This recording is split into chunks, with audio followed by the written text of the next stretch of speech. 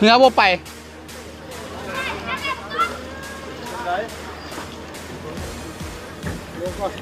เอาที่จับเอาเพราะว่า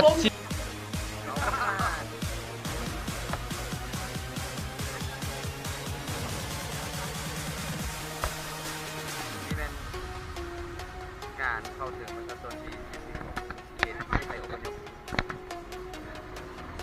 ขอขอบใจน้ำมานาไอเอสแล้วก็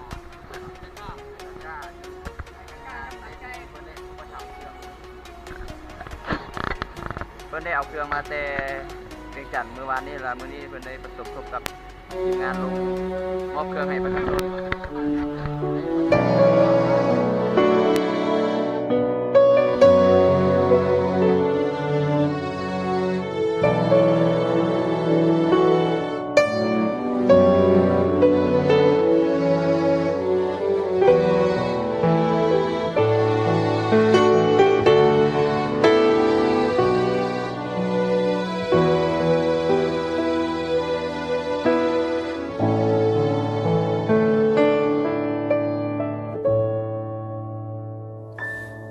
บอกอย่างไรให้เธอเข้าใจว่าโลกนี้มีอะไรอีกมากมายให้ลืมมาเรื่องราวที่มันยังฝังใจปล่อยไปให้มันผ่านเลย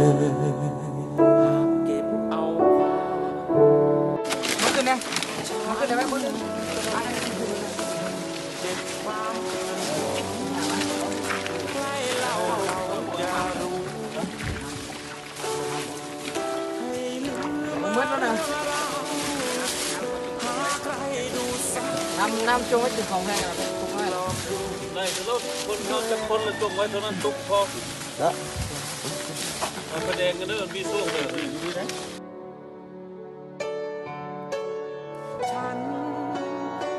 ว่าคือให้น้ำท่วมเนาะไปรัด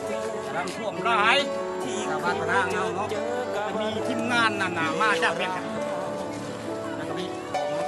ของผู้จักชื่อดีเหรอดีเลยพวกใจเนาะมาช่วยเหลือชาวบ้านพนางมีอายุมั่นขวัญยืนเนาะพวงเรื่องให้เป็นเจ้าเป็นนายติดต่อตับไตได้เบิ่งชาวบ้านพนางแหละก็เมืองมหาไซเนี่ยบ้านแล้วมองใจว่าจะยกเลย บอกอย่างไรให้เธอเข้าใจโลกนี้มีอะไรไปยกแม่มาให้ลืมมาเรื่องราวที่มันยังฝังใจปล่อยไปให้มันผ่านแต่ได้มาเอาที่ไหนไม่เท่านี้เพื่อนอยากฆ่านะเพื่อนยูใส่ล่ะ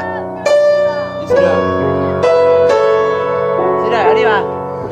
ไม่ได้สนะไม่เห็นเจ้าของบ้านไม่เท่าเป็นกำลังย่างเปล่าเนื้อยืนกินข้าวกำลังข้าวสารเมื่อวานนี้เป็นบ่ได้แล้วก็เลยวันนี้กลับมาหาเพื่อนใหม่อันนี้เพื่อนจะเอาให้ตัวเจ้าเพื่อนเจ้าบ่หาอยู่รังยาฆ่าหากเก็บเอาความช้ำเป็นตู้มานอนใส่ละปะเนี่ยเก็บความคืนคมใกล้เล่าเขาจะรู้ให้ลืมมาเรื่องราวหาใครดูสักคนปลอบโยนด้วยรักที่จริงใจบอกว่าเนี่ยนั่นนะแซมจ้าอันนี้ไม่ขอให้เป็นตู้ที่ตั้งห้าอันนี้ขอเป็นตู้ตั้งห้าก็เคยเป็นเช่นเธอที่เคยเจอกับเรื่องเลวร้ายคงต้องมีเรื่องราวอีกมากมายสีสันหลากหลาย ความหมายรักต่างกันจะบ ไอ้ อ ตู้ ก เนี่ย อย่าง ว่า ไร น้ำมันแห้งกว่า ให้เธอเข้าใจบนโลกนี้มีอะไรอีกมากมายให้ วันหน้าคนเกือบเลยแยงเหยียบ เรื่อง น้ำด้วย ราวที่มันยังฝังใจปล่อยไปให้มันผ่านเลยให้ลืมมาเรื่องราวที่มันยังฝังใจปล่อยไปให้รักผ่านเลย แม่นละเป็นวิดีโอนำก้นอยู่เนี่ย